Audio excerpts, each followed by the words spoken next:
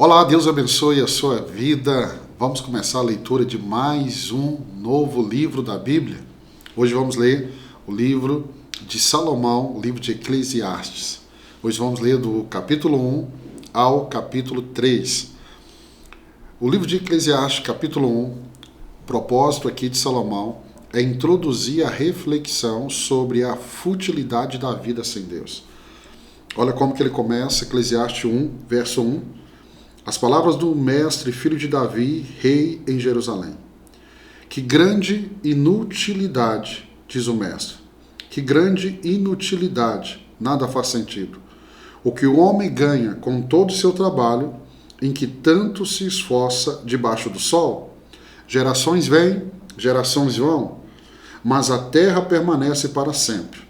O que nós estamos vendo aqui no livro de Eclesiastes, ele começa com uma declaração. Nós estamos lendo na Nova Versão Internacional, é a versão que eu estou utilizando, e está aqui, grande inutilidade. Mas a expressão na Bíblia, revista atualizada, é vaidade de vaidades. Ou seja, o livro de Eclesiastes é um livro que eu costumo dizer que ele é um pouco pessimista, mas ele traz para mim e para você informações assim, e nos faz pensar muito. O que Salomão está dizendo aqui é que tudo é vaidade.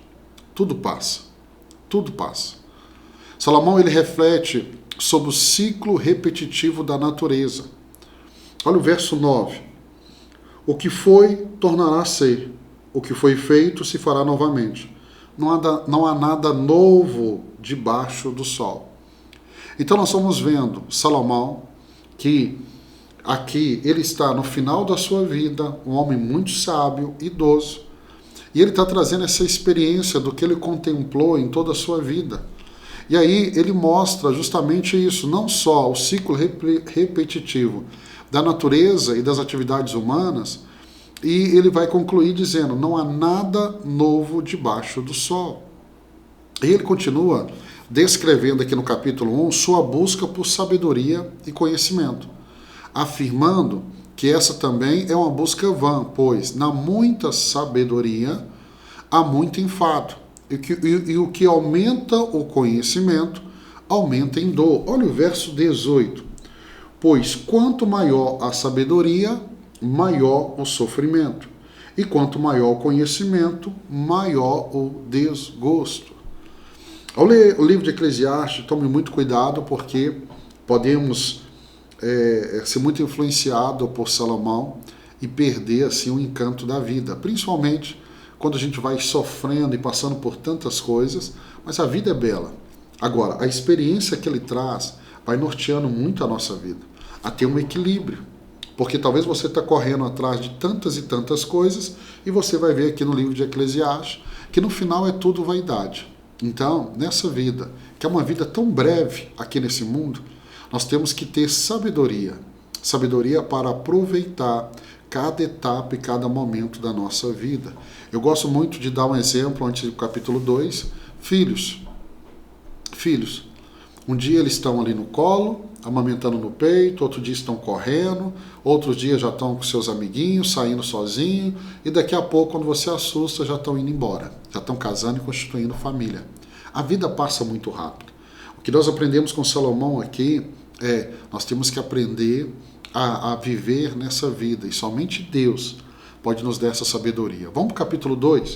O capítulo 2 de Eclesiastes, ele vai falar dos prazeres que não têm sentido. O propósito é mostrar a futilidade das conquistas e prazeres terrenos sem Deus.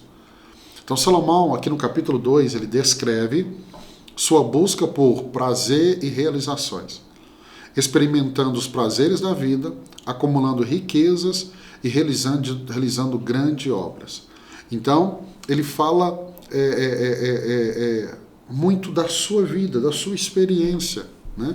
Ele vai continuar aqui no verso 11, dizendo que, apesar do seu sucesso material, ele concluiu que tudo é vaidade e aflição de espírito, não trazendo verdadeira satisfação. Contudo, quando avaliei tudo que as minhas mãos haviam feito e o trabalho que eu tanto me esforçara para realizar, percebi que tudo foi inútil, tudo foi vaidade. Então, eu gosto de dizer, ele termina dizendo assim, ó, foi correr atrás do vento, não há nenhum proveito no que se faz debaixo do sol. Ou seja, a vida passa. Então, ao ler Eclesiastes, tenha isso em mente. Nós vivemos nessa vida, mas diferente de Salomão, hoje nós temos o entendimento, por causa do Novo Testamento, por causa de Jesus Cristo, que o que fazemos aqui precisa ecoar na eternidade. Cuidado, para você não viver uma vida apenas aqui. Sua vida precisa ser baseada também na eternidade. Deixa eu ler 1 Timóteo capítulo 6, verso 17. Paulo escreve a Timóteo dizendo assim: ordena aos que são ricos do presente século, que não sejam orgulhosos, nem depositem a sua esperança na instabilidade da riqueza, mas em Deus, que tudo nos proporciona ricamente para nosso aprazimento. Ou seja, cuidado, porque vivemos muitas vezes nessa vida e achamos que tudo se resume a essa vida, e não. Tudo se resume à eternidade. Aqui, tudo passa, tudo é vaidade. Salomão, ele vai continuar e ele chega ali, ele chega no verso 18 ao 21, e ele lamenta que mesmo o seu trabalho árduo será deixado para outros. E quem sabe se serão sábios ou tolos. Isso é muito interessante. Verso 18 do capítulo 2. Deixa eu ler para você aqui, ó. Verso 18. Desprezei todas as coisas pelas quais eu tanto me esforçara debaixo do sol, pois terei que deixá-las para aqueles que me suceder. A gente vê esse exemplo muito grande no falecimento de um pai, a herança fica para os filhos, e os filhos não têm a mesma sabedoria, a mesma diligência que o pai. E tudo, muitas vezes, passam. Por isso, que a maior riqueza não está naquilo que eu vou acumular, mas no tempo, nas memórias, na lembrança, em como eu vou viver a minha vida aqui. E aí ele termina o capítulo 2, e ele conclui que a melhor coisa que uma pessoa pode fazer é comer, beber e desfrutar do seu trabalho. Por isso vem da mão de Deus. Eu quero terminar lendo para você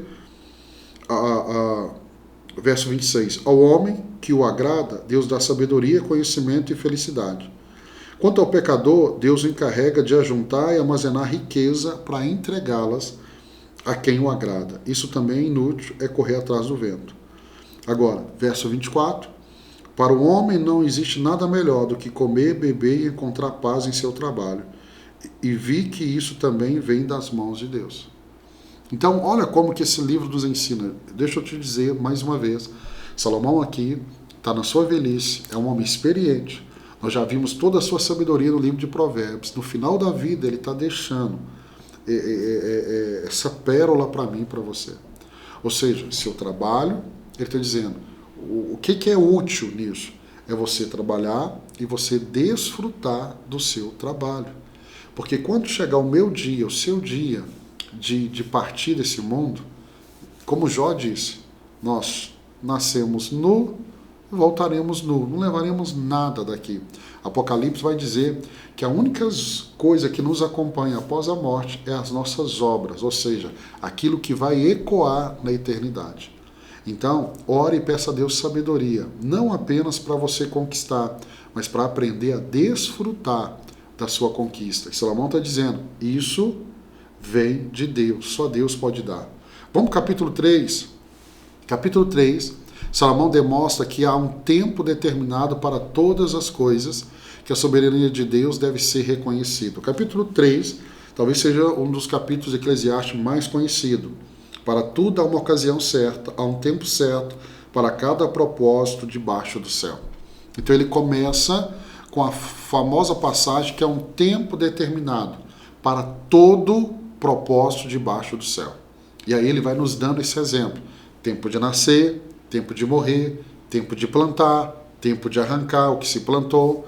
E ele vai reconhecendo que Deus fez tudo formoso em seu tempo.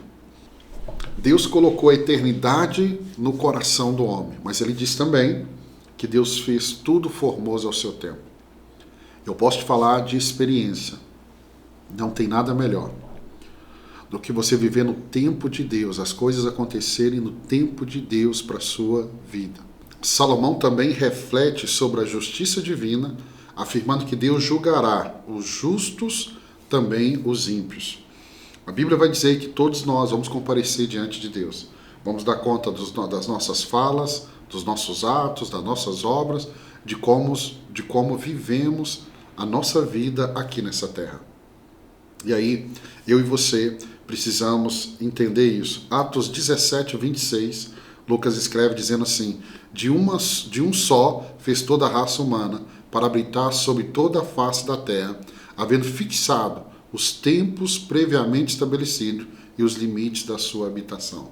Ou seja, todos nós, assim como Salomão, estamos caminhando para o final da nossa vida. E um dia nós compareceremos diante de Deus. Então a maneira que eu vivo aqui nesse mundo, meu irmão, faz toda a diferença para influenciar como eu vou viver a minha eternidade.